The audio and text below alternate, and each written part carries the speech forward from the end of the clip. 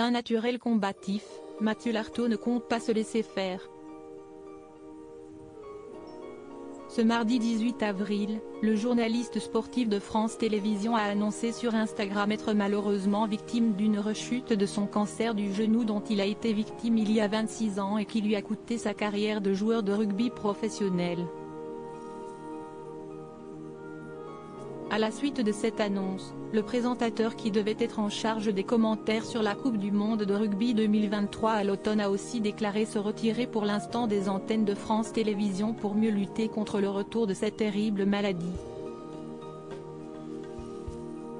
Auprès de nos confrères du Parisien ce mercredi 19 avril, le journaliste a révélé connaître la nouvelle depuis déjà 3 semaines et demie. J'avais des douleurs pendant la couverture du dernier tournoi des 6 nations. J'ai un peu serré les dents pour le finir et je suis allé ensuite passer des examens. Sans trop de surprise, les résultats n'étaient pas bons, a-t-il déclaré.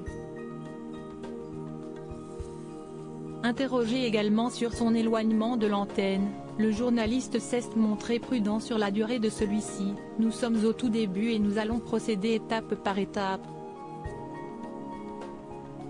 Ce sera difficile de revenir avant septembre ou octobre dans le meilleur des cas, a-t-il confié, expliquant que malgré son optimisme, la rééducation très lourde pouvait ralentir encore ses prévisions.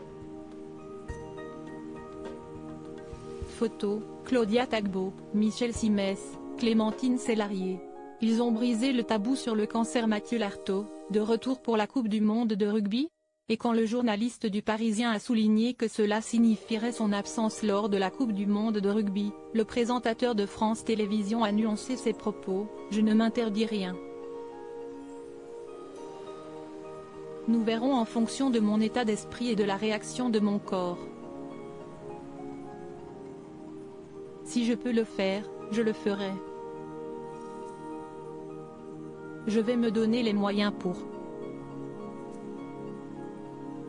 Mais je ne veux pas non plus précipiter les choses. Ce sont des maladies face auxquelles il faut s'écouter. »